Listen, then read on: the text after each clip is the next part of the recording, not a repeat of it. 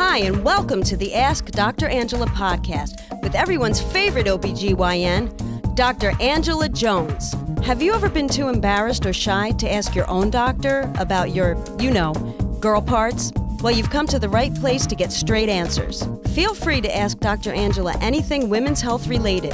Obstetrics and gynecology? She keeps it real. Pregnancy? She's been there, done that. Menopause? She'll get you through.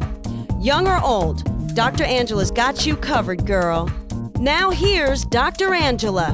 What's good, people? This is Dr. Angela, everyone's favorite OBGYN, and I would like to officially welcome you to episode 196 of the Ask Dr. Angela podcast. Believe it or not, this is like the third take on this podcast. My mini-me happens to be in the office, and my dog, whose birthday is today, I think he's like super excited that today is his birthday, keeps coming in and out of the studio / office. He keeps rolling on the floor, and hence you can hear his collar and the tags jingling and dangling, and I'm like, guys, please. But anyway, I hope that today's podcast finds you all well. Today's topic actually comes from a group of questions that I was recently posed by Teen Vogue. They reached out to me and they had questions on periods and how they affect your skin. And I mean, we can all relate to this. You know, your skin gets oily, you get terrible acne and breakouts. I, for one, can attest to this. My skin always, and even now, as a grown woman, I get breakouts around the time of my period. So they wanted some answers as to what happens to your skin depending on where you are in your cycle. So here we go. Question number 1. Dr. Angela, what usually happens to a young woman's skin before they start their period? So as you know, most of us experience that premenstrual breakout. And this is usually secondary to increased production of progesterone and testosterone. Yes, contrary to popular belief, even women produce testosterone. The ovaries happen to be the primary producer of this. But anyway, the increased production of progesterone and testosterone that occurs about a week prior to the onset of your period results in increased oil production, which in turn can clog pores and lead to, you guessed it, acne. Question number 2, Dr. Angela, what usually happens to a young woman's skin after they get their period? So after you've gotten your period, you might notice that your skin is more tender or even sensitive. Remember, prostaglandins aren't just responsible for menstrual cramps during your period, but they can also cause the skin to be more sensitive, as previously noted. The vasoconstriction of blood vessels that occurs in the uterus also occurs in the skin, which can make you appear more, quotation, flushed, end quotation.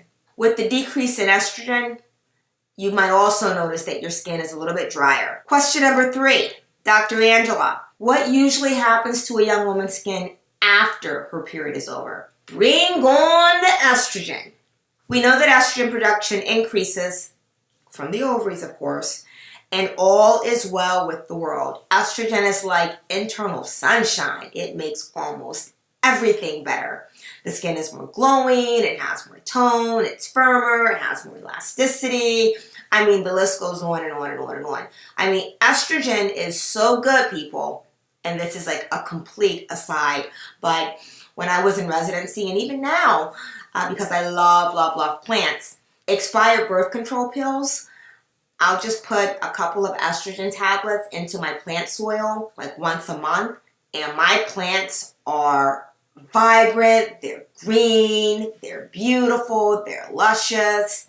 So again, this just attests to the power of estrogen. And then the last question that they posed to me was the following. What might cause a young woman to get breakouts before and during her period? And of course, we already addressed this in question number 1. Progesterone and testosterone production during this time frame. Those are your culprits. So hopefully this has answered or demystified the happenings with our skin that oftentimes occurs during our periods. Teen Vogue, thank you so much for reaching out. I'm always happy to make a contribution. For those of you that happen to have a question or a topic that you would like featured on the Ask Dr. Angela podcast, you know where to find me, www.askdrangela.com. That's AskDrangela.com. The new website is amazing. You've got to check it out if you haven't. That's where really all the action is happening. You can sign up for my weekly newsletter. You have access to all of my blog posts.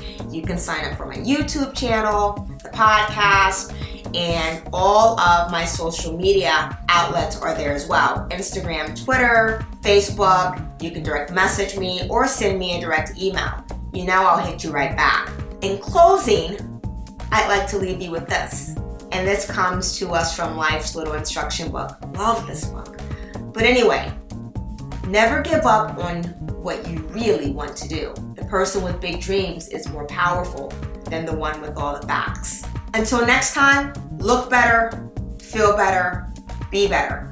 Can't wait to reconnect on episode 197 of the Ask Dr. Angela podcast. Thank you for listening to the Ask Dr. Angela podcast.